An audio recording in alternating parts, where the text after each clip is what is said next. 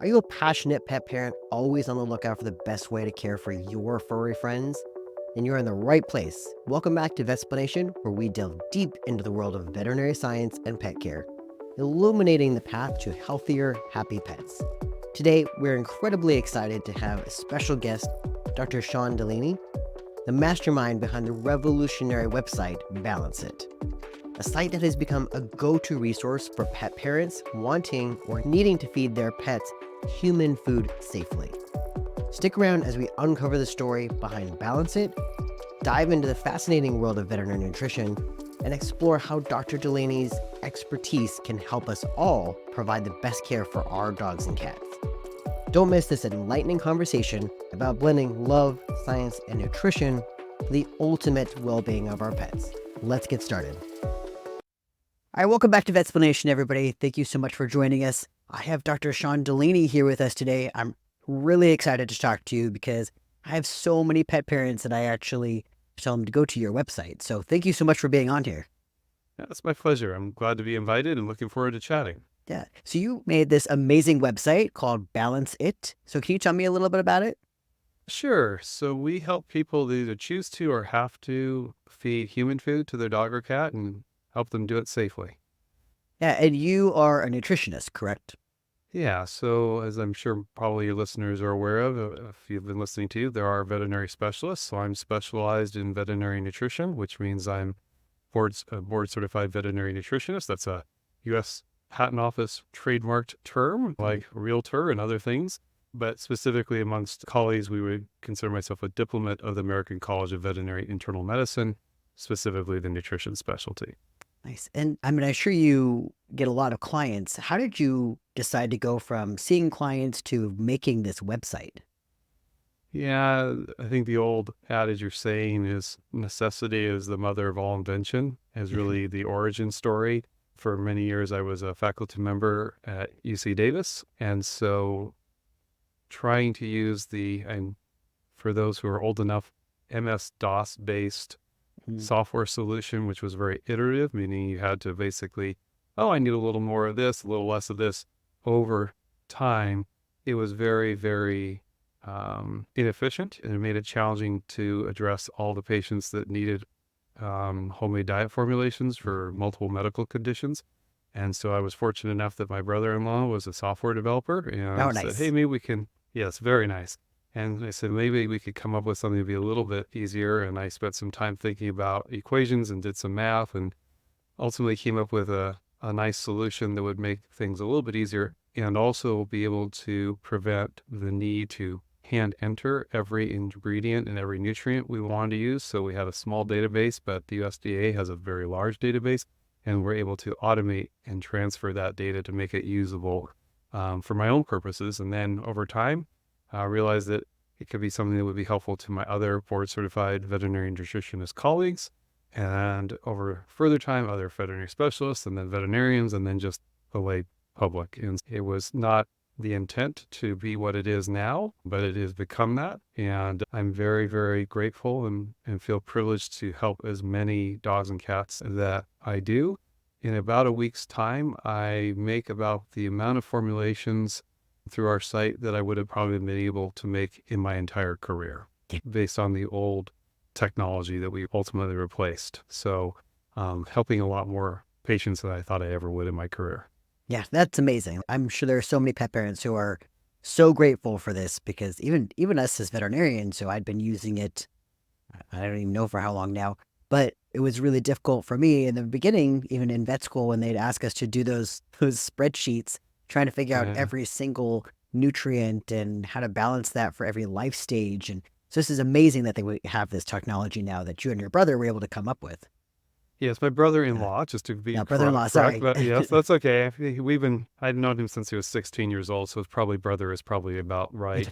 But we're very fortunate that we were able to take the technology that exists now and the amount of mathematics and refine that over the last 20 some odd years. It's gotten better. We re-released the software back in April of 2023.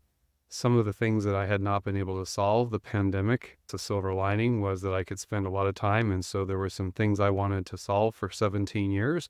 And I sat down and I did what I learned when I was taking calculus from my math professor. He said, this is a prison problem. And what he meant by that is the only reason you would hand calculate and spend all the time calculating this is if you had all the time in the world. And so the pandemic Right. was my window into that. And I redoing some math, solving some new problems, making things more efficient, and really pleased that I've been able to do that. And computers have advanced. Even in the 20 years that we've been doing this, what we can do in seconds would have taken minutes. When we first started working on the supplements that complement the software, I remember the first check had no income. It was just a dream or maybe a Right. labor of love. And realized on the PCs at the time, we wanted to run some iterations where we could look and say, oh, what would be an optimal supplement if we were combining certain common foodstuffs for just health? And it would take basically about 2 weeks to run on the computer. So we're like, this is not going to be efficient enough for us to refine what we're doing. And so I remember writing the check and buying the first Xeon Mhm. servers. And I was so excited that I could run my 100,000 iterations in a 24-hour period. And we bought two. And so I could run one day, get the results, Yeah. start refining with my brother-in-law. And that was our first expense, except for an IKEA desk that I still have next to me. Maybe good luck more than anything else, but was able to work through that Xeon. And now, and that was about 100,000 recipes we were running through.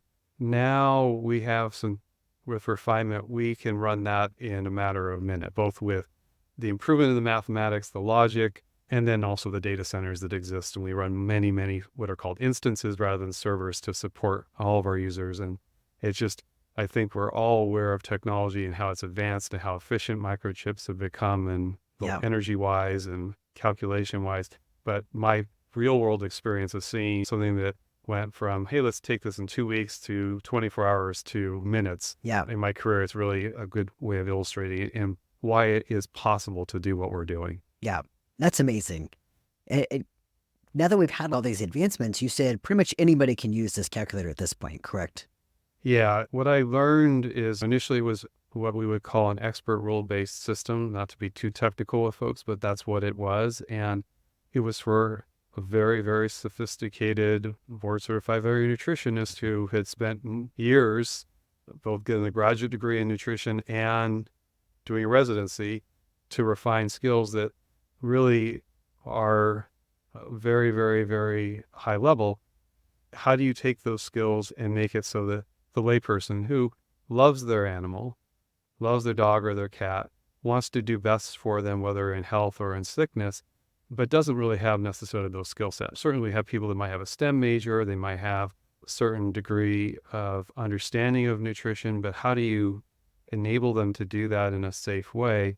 That's not easy. Actually, it's really hard. Put up enough guardrails that they have some freedom to pick what they want to do, to customize what they want to do, and be told with when what they want to do isn't appropriate. That's really key as well. As I've learned, making things easy is hard. And I think that that's true of many things in veterinary medicine, right? Yes. And in any field, sometimes when someone is an expert, it's just because they failed so many times that they've gotten better at it. And so it makes it look easy, but it's not easy in the route getting there. So a lot of trial and error and to improve the software so that people can just go on and say, hey, I'm Mhm. interested in feeding my dog, and put in some minimal information about their weight, minimal information about their sexual status and their age and their species, of course, to then figure out what are their energy needs. That's first and foremost. And then put in some conditions. Maybe they're healthy adult, maybe they're a puppy, maybe they're a kitten, maybe they have some medical condition, and come up with a set of requirements and do that all behind the scenes to then say, okay, what do you want to feed?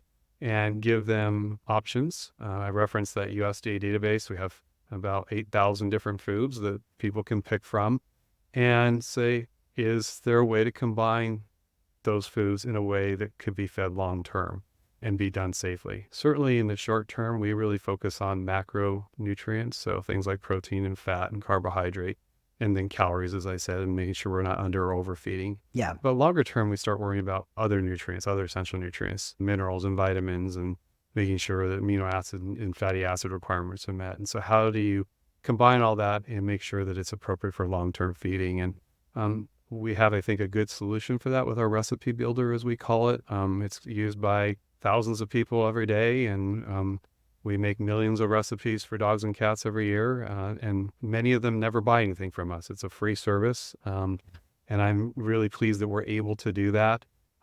We've realized how important that's become in our field. The version we provide to lay people, there's a more advanced version my colleagues still use in academia and specialty practice, and we offer that for free and support it. I work with a team of software developers every day, refining what we do and supporting what we do. And we've realized that it's so important that we actually made a change. We are now what's called a benefit corporation. So certain states, California included, you can have a benefit corporation, which means you're not nonprofit, but you're not only profit driven, you're somewhere in between. And so you do a certain amount of good work for some stakeholder. For us, obviously, it's for the veterinary profession and clients and veterinarians. And so we offer that tool for free to people. And we hope that they'll use some of our supplements because that's how we keep the lights on and pay the bills.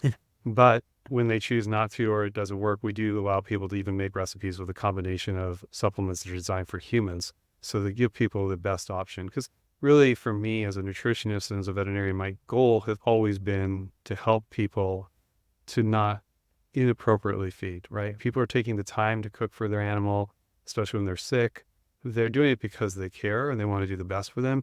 And without the knowledge to know that maybe what they're feeding isn't optimal or it's deficient or has an excess, you put them in a difficult position. And so I feel very, again, grateful and lucky that we can support that. And I think give people a lot better guidance than they would otherwise have without what we do.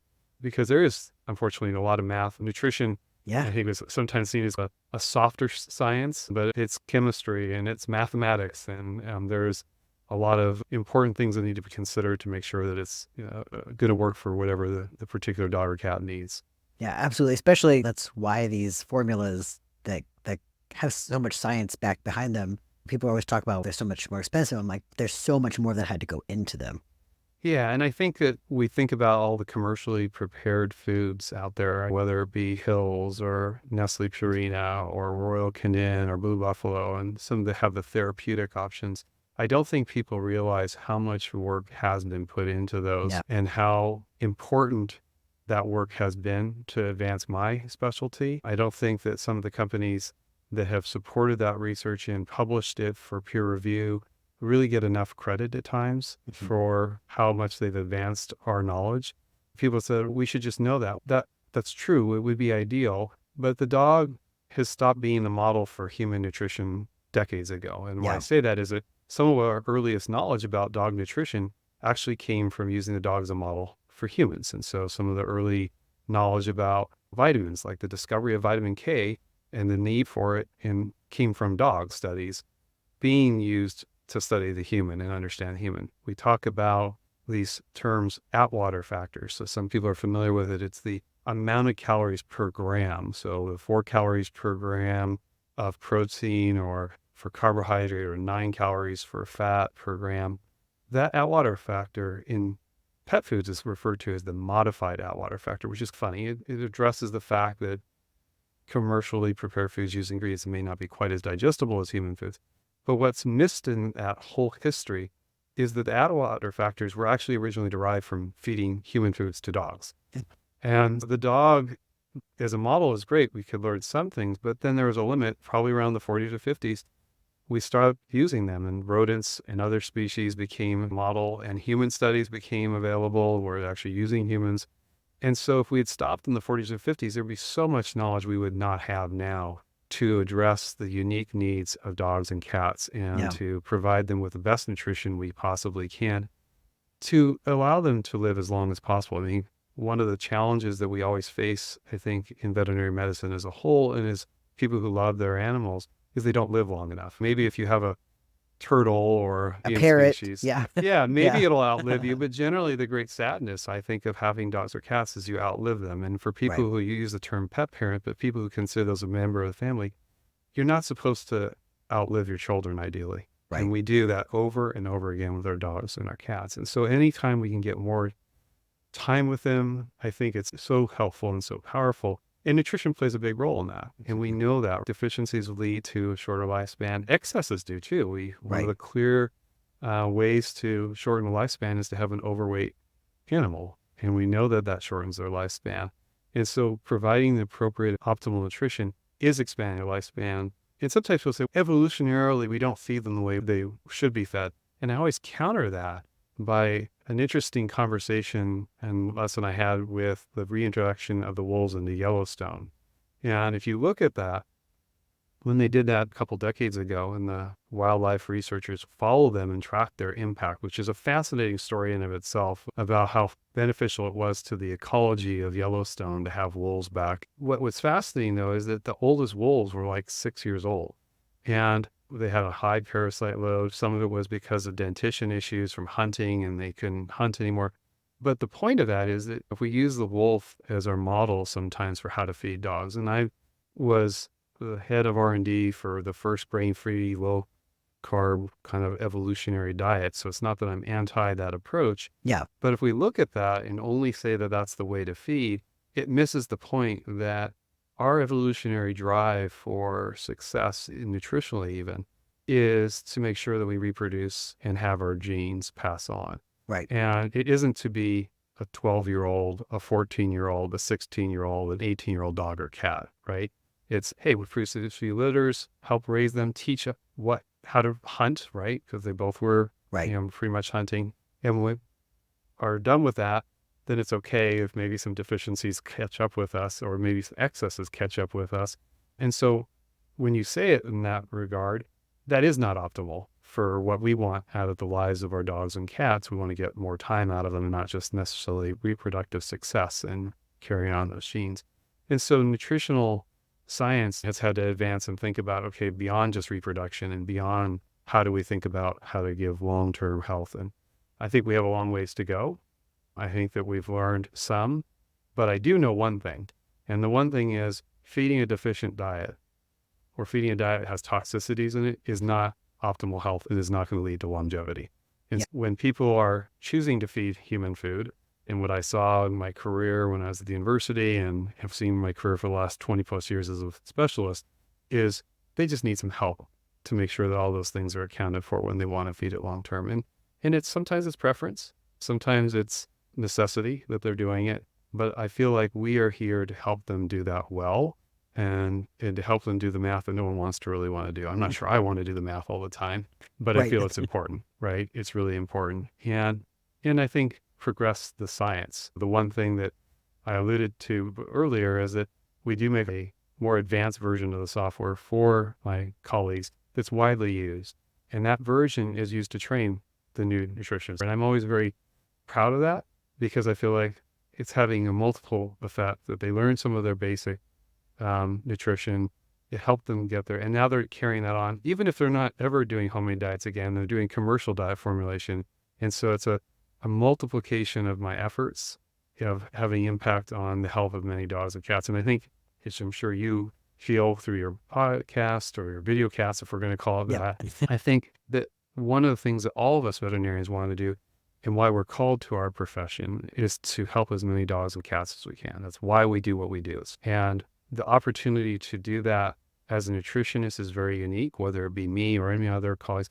We don't get limited by our one-on-one abilities. If you're a surgeon, you can only cut one case or do surgery, as we cut as a kind of an internal, we only cut one case at a time. Maybe you can write a textbook, which is obviously helpful, or maybe you can train some residents and multiply your efforts. But ultimately, a lot of what you do is you can help one animal at a time, and you exchange that time with that one animal.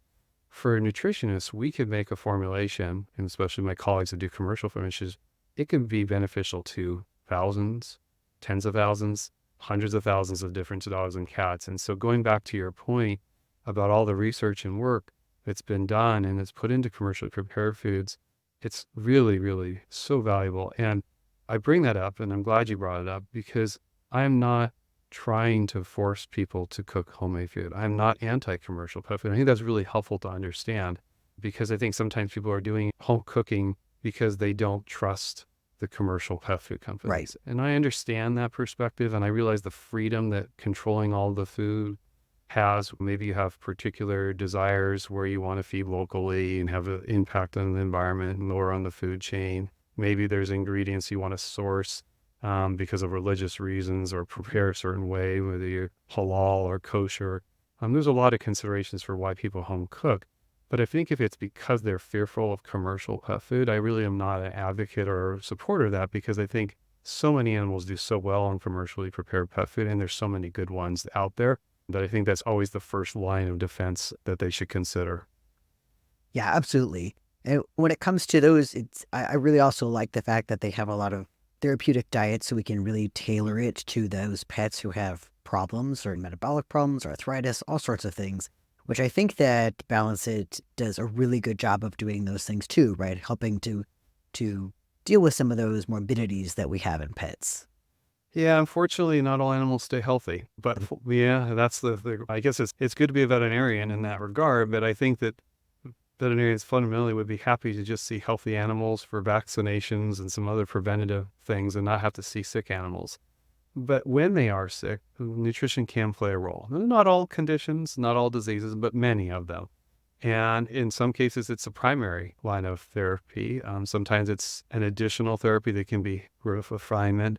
But ultimately, nutrition is really important, and every animal needs to eat. And having those therapeutic options is really helpful, I think, to manage cases. And we help with that. Initially, as I talked about the origin, what we were doing with homemade diets, and we'll spend all of our time, was with multiple diseases. Even though there were good commercially prepared therapeutic diets, there wasn't necessarily one that treated the dog that had pancreatitis and renal failure and was allergic to chicken, Yeah, right? It just too many different combined conditions. And so where are you left if you want to continue to feed appropriately is you have to prepare food and help make it custom. That hasn't changed. That need still exists. I think people are willing to do even more than maybe they were before, and our diagnostics have gotten better. Our other therapies have gotten better. Patients with multiple comorbidities is increasing. The cases are challenging, and I think that people are choosing to care for their animals and provide that therapy longer than maybe they were historically. And so nutrition has come along to help support that when that's needed.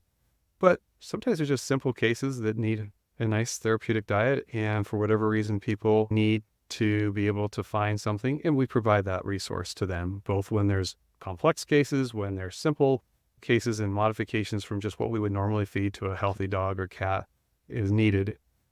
And the math becomes more important in those situations, right? And so right. you're modifying things in a way that maybe, if you get it wrong, could cause some harm more rapidly, or it could be more concerning, or you're having to thread a needle. You have to get a very precise concentration of a particular nutrient or combination of nutrients. And sometimes those can be in conflict with each other too. And so it gets very narrowing. And what seems like, hey, it must be okay, they're enjoying eating it, may Right. not be in their best interest. And that's always the challenge, is that when we think about preparing food for ourselves as humans, we aren't usually thinking, boy, I'm a little low on calcium today. Let me put some eggshells into my omelet instead of throwing the eggshells out, right? Right. We don't Right. think that way. The way we modify and we think about recipes is, what do we have available? Maybe time considerations, maybe preferences for seasonality, what's delicious, and we modify and we refine. And we aren't always as precise with certain things as we might. Maybe with some spices, maybe with seasoning, because, oh, it's going to be too salty, too sweet, over Right. flavored. But overall, I think the challenge in your home cooking for dogs and cats is realizing that it's more scientific in some ways because of the need to hit specific nutrient and concentrations. And we're feeding to provide all the nutrients they need in that one meal. We don't just rely on variety to meet those needs. Right. You're going to feed the same meal every day in, day out. And we don't do that. And sometimes people say, I think that's ridiculous. We don't need to have that level of precision because I'll just feed a variety of foods. But left to your own, a lot of times people just don't ever get enough of those nutrients, or they overshoot them because they don't feed the things that would be eaten in nature. And we do things with our food supply that is not natural. And if you think about meat as an example, when we butcher, what is really butchering meat? It's deboning. So we're removing, macro minerals, things like calcium and phosphorus. Right. We exsanguinate, which is just a fancy word. We drain blood. We talk about halal and kosher and other things. Kosher. And so Yeah. there's some techniques, but some of that is related to how you handle the blood. But if you think about blood, and as veterinarians, we always think about fluid replacement and electrolyte. Blood is a rich source of key electrolytes. Well, what are really electrolytes? What are other minerals that we need? Things like potassium, things like magnesium, things like calcium, things like sodium, things like chloride. And so if we're draining the blood out of the meat we're eating and we're deboning it, we're losing a lot of minerals that we need to think about adding back in. And then if we think also about what we choose, prefer to, at least in Western societies, I'll say North America, to feed muscle meat mostly. We don't feed a lot of organ meat anymore. And if we go back to our, maybe I'll say my grandparents, I don't know your age with me, your great grandparents, maybe a little bit older than you, but they used to eat their liver, right? And they used to eat these organ meats, and we've gotten away from that. And when we don't feed, especially organ meat, we lose a lot of trace minerals. We lose a lot of vitamins that would otherwise be in the diet. And when people feed normal recipes that aren't really thought about and formulated, it's very likely that they will not put back in those nutrients that would have been in prey species, that if they had been out there, a dog taking down or a wolf taking down some prey is going to take in blood. They're going to eat some of the bone marrow, which has some calcium in there. They're going to break some bones open. They're going to eat the liver preferentially. I talked about the wolves in Yellowstone reproduction. That's one of the first things they're going to eat. And that's smart because they need all those vitamins and trace minerals to produce that next litter and to allow them to produce a high quality milk for their offspring and to enable them to form normally during gestation or pregnancy. But I think one of the things that comes to mind is that when we go, okay, if we're going to leave it to our own devices and we're going to feed all these wonderful rich foods, sometimes people say, that's great and fine, but we don't do that for humans. We don't worry about it. And we're fine. We live even longer. That's one of the things we were just talking about. But unfortunately, we don't live long. Probably missed is we do fortify our foods. And back in the 10s and the 20s, I guess I have to think about last century, not this century, the 10s and the 20s. But but there were common nutritional diseases you would see in parts of the world, in the country, even in the US. And you'd see people who have goiters because of iodine deficiencies. And so if you look at salt, most of the time it's iodized salt. That's not the natural state of salt, right? Maybe if you get sea salt, there's a little bit of iodine, but they iodize that. So it's a fortification to help the population from not developing a nutritional deficiency. We think about a lot of our grains. When you buy flour, when you buy pasta, when you buy things, it'll say enriched. What does that really mean? What is that enrichment? Well, it's a fortification, and that fortification is the most common B vitamins that we would be deficient in if it wasn't, and iron. So you're not anemic, and you don't have these. You can look up wonderful diseases with B vitamin deficiencies that used to happen in humans with these horrible skin lesions that would happen and develop. And then you go, okay, what about other things? Think about milk. Milk is fortified with vitamin D and often vitamin A as well. And sometimes we forget that, and that was because of retinopathies and things that would happen with people, and vitamin D and rickets. And I talked about dogs and being used as a model for humans. A lot of the early rickets prevention to figure out how do we figure out the source of vitamin D. It was to prevent rickets in children, and using the dog as a model and figuring out what kind of massive doses we could give one time, like line up all the school kids or line up all the little kids and give one, because unlike water soluble vitamins that are urinated out, fat soluble stay with you. So can we give a big dose of vitamin D? And does it have to be vitamin D3, which is cholecalciferol from animal sources?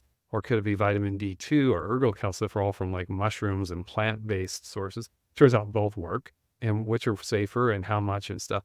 But the point being is that we do, as humans, fortify foods for the common deficiencies. And then on top of that, you can go and look at what the human nutritionists were about. A lot of us do run around deficient, and we do have deficiencies, even with that fortification of some nutrients. And especially if our diet's not that great, it can be a problem. So I think that when we want to make a homemade diet, we can't solely rely on the dog, and we can't think of the cat and go, well, they really are eating the way they should because I'm feeding them some chicken because they're a carnivore. Well, you're feeding them chicken flesh. You're not eating the whole chick, right? You're not the whole avian and stuff. And so we have to be very cognizant about fortification. And I alluded to the fact that we, short term, get calories, get protein, get fat, get carbohydrate, right? But we really need to think about all the trace minerals and add those back in. And that's where obviously we spend a lot of our time here. I'm sitting in basically a factory making vitamins and minerals to fortify food, or making software that says, here's a combination of supplements you go out and buy to add those things that are present in the food back in. And with your supplements that you guys make, is it just kind of a generalized supplement, like kind of one for all dogs? Do you have them very specific for diseases? A combination. So we have 8 different supplements. We have a few for different conditions. For example, we have a low copper supplement. I have to be careful because the FDA has restrictions about how I say to the general public how products are used. So, Oh, interesting. Okay. yeah, so the FDA has very specific, strict rules. So if you ever see like a Hills or a Royal Canin or Purina, you'll see that they'll use like lettering or some kind of non-obvious name. It doesn't say kidney diet, right? Right, It'll have a right. letter that alludes to it. And the idea is that CD, KD. Yeah. right, it's this alphabet soup. And the reason for that is that the FDA has very specific guidance about how you can give information to the general public, because really you're making a drug claim, right? Because it's a Right, treatment claim, right, but it hasn't gone through the normal course of what the FDA says to make drug claims. But they recognize that no food is going to go through that drug claim process. And so they've carved out a very specific therapeutic guidelines. And one of those is you can't say to lay people what that product is for. So I can say that it's for a low copper diet, but I can't say it's to treat a specific disease. Similarly, we have supplements that are for a low phosphorus diet, but I can't say what disease that would be as the got it. manufacturer. Now, if you're the veterinarian or you're not involved with the company, you can say that that's appropriate for this. And if we're talking just veterinarian, not veterinarian, I'm not being recorded, and there's not anything secretive about this. This is to Right, meet the FDA's rules. I can say, of course, this is for this disease if it's controlled. And they have very specific guidelines and compliance policies. But we do have products that help people with specific needs for specific conditions that can be made into a food. We have also some products for cats when they need a low phosphorus diet. And then, interestingly, you can, I talked about those Xeon servers, you can use it one size fits all supplement in certain circumstances and not run into issues if you get the formulation just right. So we actually have some patents because they are so unique, and we figured that out many years ago about how to optimize it, but it doesn't work all the time. So I talked yeah, about those 100,000 different runs. We could get it to about 80-85% optimized. So 80-85% of the time it would work. And then the other 15-20% of the time, it won't work. And that's why we have human supplements. And where that's helpful is to think about it. If you have a powder, so our product is a powder, that's all the nutrients that you need to add in together. But you can't separate those out. For some reason, in particular combination of foods, you want a little bit more, let's say vitamin D. Let's say you're making a vegetarian diet for a dog. There's going to be no vitamin D in that unless you're using some mushrooms. But let's say you're just using tofu or something and rice. yeah, And for some yeah. medical reason, you need to feed, because there are times where you may feed a vegetarian or plant-based diet. You need a lot of vitamin D. What if the other case, you have another patient or another situation where you're feeding a salmon-based diet and very rich in salmon? Well, salmon is very rich in vitamin D. And so there's this sweet spot where you don't want to have too much vitamin D because you don't want to make it toxic, because dogs are very sensitive, much more than humans, to vitamin D. But you also won't have enough. And you have to think about that in relation to maybe calcium. Maybe in both cases, you need about the same amount of calcium. So you don't want, when you need a lot of vitamin D, to give way too much calcium. And tofu sometimes has calcium in it. And so you have to be careful about not going too high on that and get your ratios wrong and stuff. And maybe in the salmon side, you actually want the same amount of calcium, but you want very little vitamin D. And so all-in-one supplements work well for a lot of cases, but you have to do the mathematics to do it. It's also why the software is helpful, because dosing is dependent not on a body weight like we think of medications. It's based on what's being fed, because it's going to look at all those nutrients and make sure that it's not feeding too little of them, but not too much of it. And that's really where the challenge sometimes comes in. And you'll see people say, why can't you just tell me per 10 pounds or per pound? You could get a rough estimate of what it might be, but I don't know what you're feeding. And unless I know what the base foods are providing nutritionally, I won't know where the gaps are or where things are really close to the maximum amount that's tolerable. Dosing of supplement is an interesting calculation in how you think about it and making Yeah. sure, and realizing that sometimes the supplement isn't going to work, but a lot of times it does. It's good for us because that's how we, as I said, keep the lights on and Yep. have a business and afford the support we provide to the community and stuff. But at the same time, I think it's important to recognize that it doesn't always work. And sometimes the combinations don't work. And one of the things that I'm very happy that we do, and sometimes it's not seen as this way, I'm fine when our software doesn't work and says, no, we can't make something work. Because without that knowledge, someone might think, oh, it's perfectly fine to do. And so it's really, really good. It looks for every option now. It didn't used to, but now it literally looks at every option and says, is this even feasible or possible? And it can tell you yes or no with absolute certainty if this Wow. combination of ingredients will work or not. And when it doesn't work, it will give you some information as to why it doesn't work. And I think that's helpful because without it, the only feedback you might have is, I like to buy this. I feel good preparing it for my dog or my cat. They enjoy eating it. They Right. seem to eat it, but they don't necessarily know that it's not optimal. Right. And you don't know it's not optimal. And looking at it, I have a guess, but even veterinarians might not fully have an understanding if it's not optimal because they need the mathematics. And the only reason I have a little bit is just experience. I've seen enough, but I can't do all the math in my head, even if Yeah. I'm the one that originated all the mathematics, because there's just too many variables. If you think about 40 some odd essential nutrients, and even if you have 3 ingredients, you're now talking 120 variables basically, and who can add that? Maybe someone. So I'm sure some genius can, but Yeah, yeah. I'm sure, but it's Yeah. very unlikely that they can keep that all on their Right. mind, and it'd be very, very challenging. And you really need the math to be done, and you need software to help you. Yeah. And I know you have the TLC service, and that's where, if I remember correctly, the registered technicians will jump in and help with some of these cases. Does that help with some of these more complicated cases? Yeah, so the TLC service, or the Technician Limited Consultation Service, we'll play on the word how we got the initialism to match with the tender loving care, is really born out of the fact that we have a challenge in my specialty. I mentioned how we're diplomats of the American College of Veterinary Internal Medicine. My colleagues in that college include internal medicine and small and large animal. There's cardiologists, neurologists, oncologists, but we're the smallest specialty by far. There's only about 90 Yeah. of us, and a subset of those are the ones that do small animal clinical nutrition, probably 30 or so. I haven't exactly counted, but that's a rough number. So about a third. The other third are working at pet food companies, as I mentioned, and working in industry or working in research and don't do any clinical work, Right. or administrative roles at vet schools and things like that. And you have about 30 folks that do this work, and that's not a whole lot. Yeah. And the challenge is that because of that, there's a huge demand. Recently, the ACVM prepared their annual report or a recent addition to their specialty. And so they showed the number of requests in their directory for the different specialties. And then another one, how many specialties? Internal medicine, I will get this wrong, small animal internist, it's at least 1,500 roughly internists that are reported versus the 30 or so. And I think most of them are clinically practicing, and probably that's about accurate.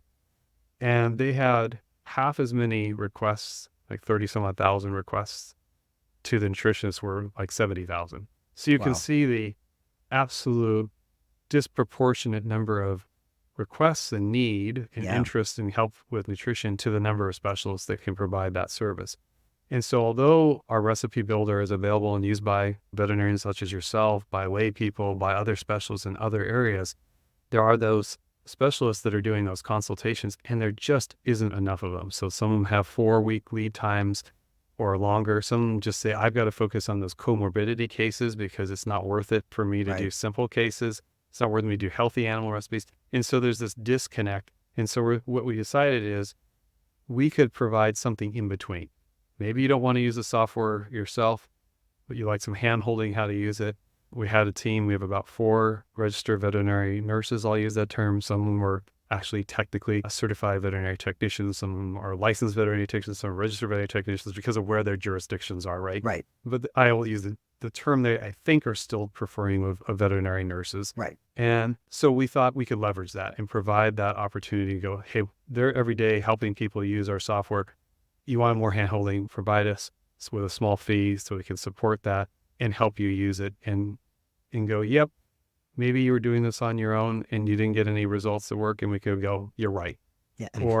Or here's what we can do. Would that work for you? Or, you know what, you really do need to go to another board certified veterinary nutritionist that offers that consultation service because the case is so complex. Or maybe things that we would want to do optimally for the multiple conditions can't be, and we have to prioritize. So maybe a common one that comes up sometimes is if you have a patient that has heart failure and they're having accumulation of or third spacing of some type of fluid in their abdomen or their chest cavity, you might be tapping that and pulling protein out, Right. and they need a higher protein to support that loss. They can maybe have, because of long-term use of diuretics or maybe some other reason, have some renal disease or kidney disease. And because protein is the main source of dietary phosphorus, we have to reduce protein in the diet to enable that phosphorus restriction, which is key to kidney disease management. If we have those two competing needs, higher protein for the heart failure patient and lower protein to enable phosphorus restriction, how do you resolve that? How do you prioritize that? The software we have isn't going to make that decision. And so a board of nutritionists sometimes just needs to be involved and say, we're going to make the best choice we can. They'll review the medical records. They'll review the diet history. They'll discuss it with the veterinarian that has a very important, valid veterinarian client-patient relationship, the VCPR, the one that the FDA wants to see as well for what we were talking about earlier. And then go and talk to the client or communicate to the client, here's how we're going to prioritize, and then we're going to monitor what we're doing. And because maybe we think this is the best option. Maybe we decide to go with a little lower protein.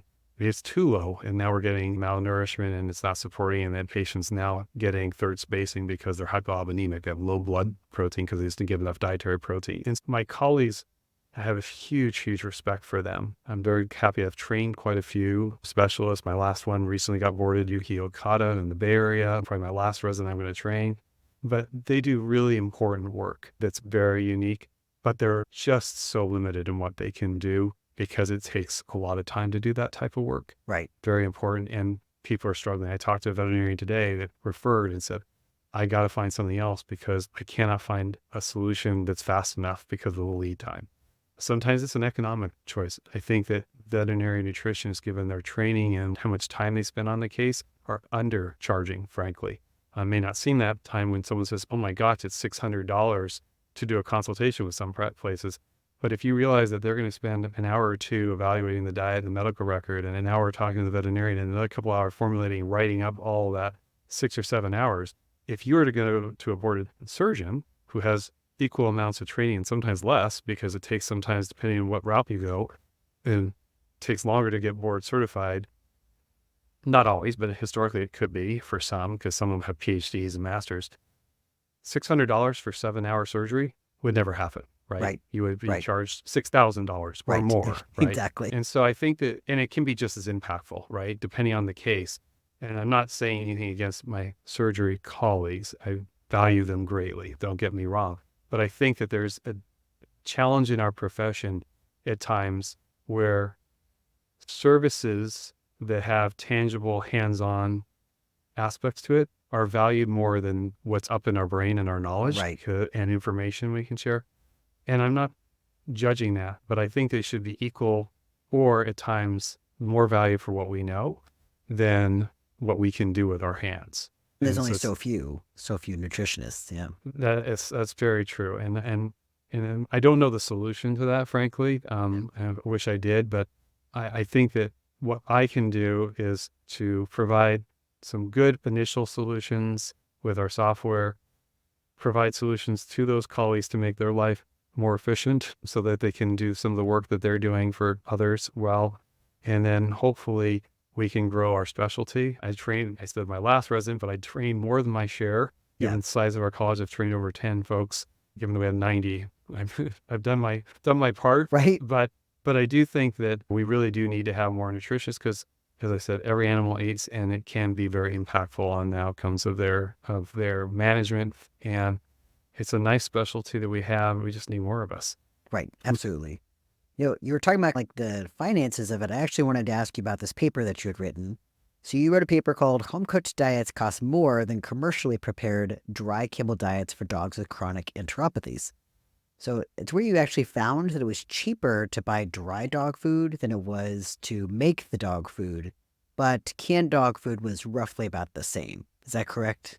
Yeah, and that's a study that came in JABMA. Val Parker was the lead initiator on that. It had come out of some other abstracts that I was participant with. Megan Shepard out of Virginia Tech. So Val Parker is a faculty member at Ohio State. Megan Shepard at the time was at Virginia Tech or Virginia Maryland Regional Occupational. They have this, but it's physically on the campus of Virginia Tech. So we just say Virginia Tech. It's easier than the crazy Big name they have, elongated, long, yeah, that I'm probably not getting right anyway. But the point being is that I think sometimes when we talk about reasons people choose to home cook is they think it'll be less expensive for them. So we really wanted to explore in a variety of studies, is that true or not? The hypothesis and my expectation, I think our expectations, Megan and Val are both board certified veterinary nutritionists, was that it is not, right? That is not a reason for you to prepare home cooked food. Dry food is going to be your most economical, even therapeutic dry food, which people say, to your point earlier, it's more expensive because of all the research and support that has to go into precision, et cetera. Even then, it's not. And so we did a more expansive study looking at chronic enteropathies, because usually the number one reason people will home cook when they are forced to versus choose to is for food allergy or some type of that. And so looking at that and looking and comparing it, we found that it was not. It was what our expectation, but we proved it very scientifically. And I think it was helpful I was one of the authors, because I don't make any money from commercial therapeutic foods, right? And prepared foods, I don't have involvement. I have a vested interest in some ways, saying, yeah, homemade food, let's go homemade food because of the supplements, right? And so I think it was important for me to be involved with that and have obviously the academic involvement as well. But we were very thorough, and it's clear that dry food is the most economical way to feed. There's probably one exception to that with renal dry foods. There's some very specific scenarios that we saw in the abstract that maybe it's cost comparable. But what's missing in that when you make that cost comparable is your time. Right? We can't calculate someone's time. And so if you put in your time and think about how much time is going to be for you to prepare that food, then it will not be economical or cost comparable. And so dry therapeutic food is always your best option if you're trying to control your costs. Exclusive wet food feeding is going to be more expensive than home cooking again. And then not included, but just as a little side, we had a comment in the discussion, fresh frozen, which are really mostly just frozen. It's not really fresh. It's freshly frozen, but still frozen. It's going to be more expensive than all of them because there's a lot of costs involved with logistics, keeping things frozen, shelf stability and shipping things and stuff. So it's not really surprising that that's the case. And so I think that if cost is driving someone to home cook, really in most scenarios, you shouldn't be consider dry food. And I think people feel at times like, oh, I don't like something that's in the commercial dry food. I hear that all the time. And it's usually because they don't understand what they're looking at. And so we talk about a dislike of the word byproduct. That has a bad term. People, byproduct. But I want to talk about that for a moment. Is we talked about the wolf. And we talked about being reintroduced. What's the first thing you eat? What's going to have the most vitamins, the most trace minerals? Liver. What is liver if you're putting it in a pet food? It's byproduct. And so some companies have gotten clever of saying gizzard, heart. They break out all the different byproducts, liver. Now, maybe some say, I don't want any chicken feet, but that's cultural. I have Chinese friends who that's a delicacy. Eat that all the time. Exactly. Right. And so I think that when we think about the nutritional aspects of this, some of the things that we think of as byproduct are the most nutritious that we want to use. And in therapeutic foods may be really important. And I want to get to that. I have formulated therapeutic commercially prepared foods, both when I was at Natura. We never launched it, but then even with Balance.It, we had some therapeutic foods. And what you find is that if you need to hit something very, very precisely, like we were talking about before, you need to know exactly what those ingredients are. How do you get really precise about ingredients? The more you refine or process, bad words, but the more precision and consistency you get. And what I mean by that is if we were looking to make a, let's say, kidney diet, we talked about the need to restrict and control phosphorus. Brown rice is very wholesome, right? It sounds like a great ingredient, but brown rice hasn't been milled, hasn't been processed. And so it has some of the husk, it has some of the endosperm. That inner portion is super nutritious. Why we like brown rice, what makes it brown, and isn't just the starchy center that we think of with white rice that's been polished and been milled. That's super phosphorus rich. And it makes it really hard to make a phosphorus restricted diet because you are all of a sudden introducing it. And someone says, well, why are we even using grains? The point being is that we need to dilute out protein. We talked about the protein is more rich in phosphorus. So we have to do that. Well, I say, why don't we just feed all fat? A lot of dogs and a lot of cats can't tolerate just whole bunch of fat. It's not optimal. They may have issues with tolerating that, or it's really, really cost prohibitive because we know that certain fatty acids in too high or in the wrong ratio have inflammatory effects that cause faster progression of kidney disease. So we want what's called a lower N6 to N3 fatty acid ratio. Those fatty acids that we would want to get from using a whole bunch of animal fat may not be low enough in that ratio, may throw that ratio off. So we can't just throw more fat. So we use carbs to get Right. the ratio, to get the protein down faster. So we're using it. But what does it look like? The first ingredient is a grain. Right. Okay, let's talk about grain-free. And I won't even get into any of the issues that have been raised by that. But what I will say is that we can't use legumes because legumes are very protein-rich and phosphorus-rich. We go, okay, well, maybe we could use tubers, sweet potato. They're very potassium-rich. Potassium is something else you want to control in renal disease. So you can see how you fall into grains. And then you go, okay, Right. grains have to be listed first because we have to use them most to dilute all these other things and control these other components. And then you go, we want to be polished, so we don't bring in other nutrients we need to control because of the mineral controls we need to do. And then you go, geez, I really want to have a nice calcium to phosphorus ratio and not have too much phosphorus. A lot of the sources of proteins that we can get it for pet foods, if we're making pet food, has to come from what isn't being used for the human food supply. We talked about the human food supply, right? We butcher, right? Right. We remove the flesh. It becomes somewhat cost prohibitive to do that. And there's another aspect that I'll get to. So what do we get? We get what's called mechanically deboned. So let's say you have a chicken carcass and you've taken all the nice pieces off. Well, you might have the chicken back, but you'll spin it or you'll do something to get the little pieces of rib meat out of the chicken. You're still getting a little bit of bone fragment, even though that's pretty high quality and it's still from a human source. Or you're going to use other means.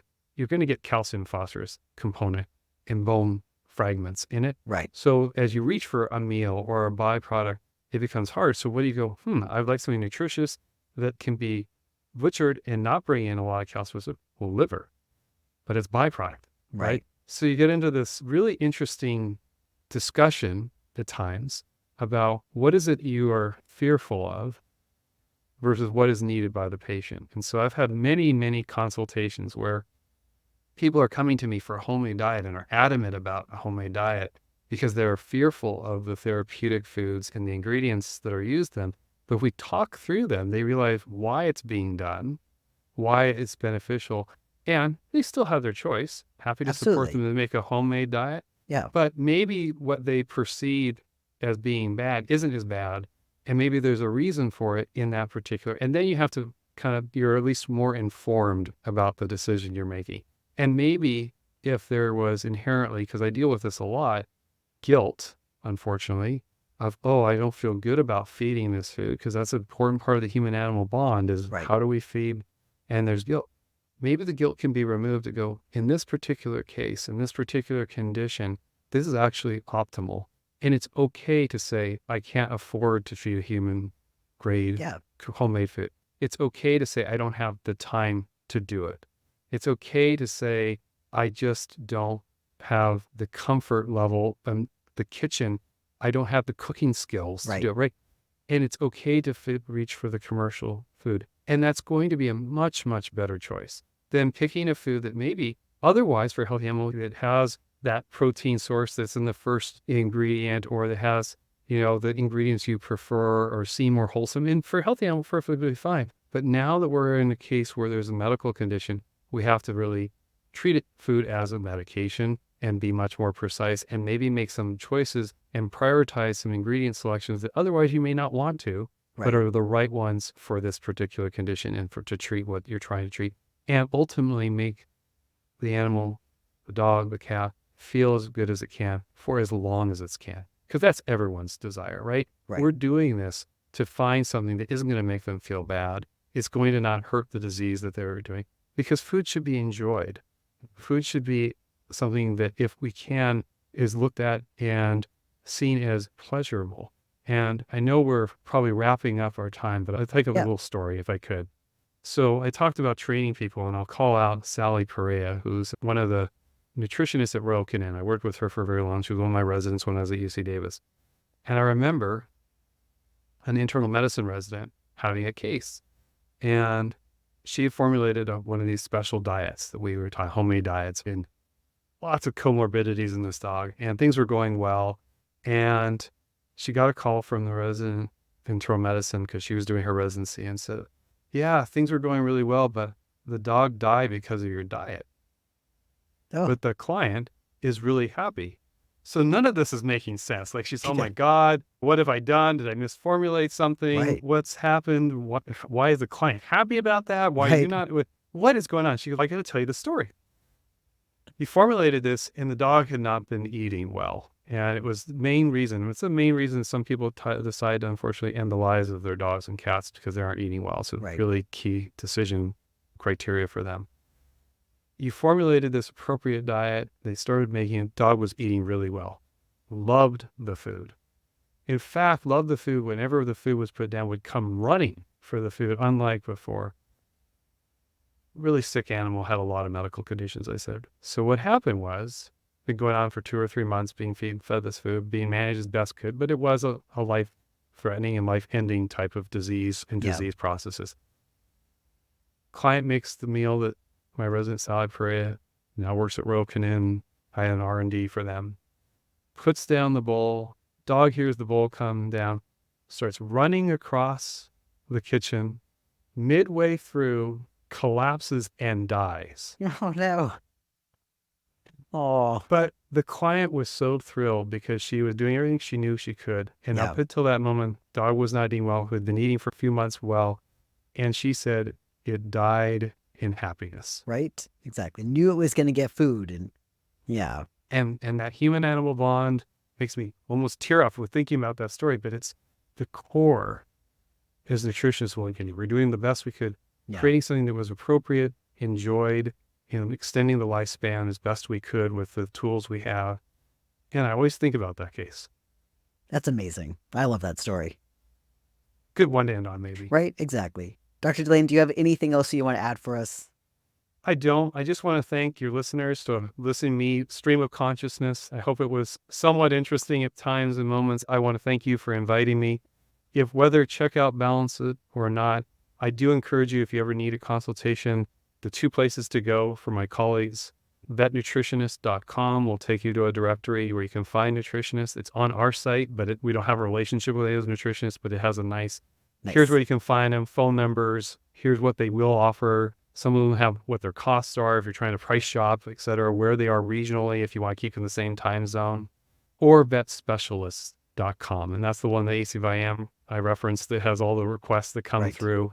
And you can find not just my nutrition colleagues there, but you can certainly find, as I said, neurologists, oncologists, internal medicine specialists. I think I said all the different ones that didn't leave any of them out. But I would remind your listeners as well, I think you're a general practitioner. Actually, I'm an emergency vet, which is... Oh, I did not know that. Yeah. Oh, I realized. Yeah. Okay. Which is funny because I use your, like I said, I use your website all the time. I've talked to people I constantly apologize. about it. Yeah. So as a criticalist, as we would call you, I'll call you a criticalist if that's a way, or an emergency vet. I think that it's really important as fellow specialists that the veterinary specialist, the veterinarian relationship, the client relationship, the patient relationship, we work together well. Yeah. And I think it's important to remember that there are different phases of when you might need help. But the key is to remember that whether it be the veterinary nurse we talked about, the veterinarian, the veterinary specialist, whether it be in emergency, critical care, nutrition, surgery we brought up, all of us, our vested interest is to try to help the patient we have before us. Absolutely. We all recognize that we have our limitations. Sometimes it's not us that can help, but we can help you find that resource. We really, I think, I'm so grateful every day that I'm a veterinarian. I wanted to be a veterinarian my whole life, and I'm pleased I get to be a veterinarian. And I think we are a community of such caring people that want to help dogs and cats, whether it means we do it with emergency veterinarian who decides, I'm going to have a podcast or a video cast, not your normal thing, or whether it be a nutritionist decides, I'm going to go work with software developers to do mathematics, right? We don't know exactly what's going to be our exact path, but we all know we have a calling to help animals. And please reach out, if you have listeners, to your local veterinarian. They will help you. Veterinary nurse practice. They are at times very busy people. Recognize that. Be kind to them. We have an issue amongst our profession of the challenges that we face because we are all not just nutritionists being busy, all of us being busy. Be kind to us, but know we're here to help you. Yeah, absolutely. Thank you so much, Dr. Delaney. I really appreciate you being on here. I actually learned so much today, so I really, really appreciate it. Well, I'm glad to hear that. Thanks so much. All right, thanks. A huge thank you once again to Dr. Delaney for gracing our podcast with his invaluable insights, and to his brother-in-law for creating such a phenomenal resource. I find myself recommending their website to pet parents almost on a daily basis, and I'm thrilled to have the opportunity to share this all with you guys as well. A special shout out to Sean Heiberg for his superb editing skills that bring this podcast to life, and to Kelly Dwyer for her stellar work on the website. Exciting things are definitely coming on the horizon, as next week we'll be diving into the world of feline behavior with Dr. Cherna, affectionately known as the Crazy Cat Vet. Her dedication to cats is nothing short of extraordinary, and I can't wait for you all to hear our discussion. A heartfelt thank you to everyone in our listening community. We'll reconnect next week, but until then, never forget the importance of keeping your pets happy, healthy, and safe. See you next time.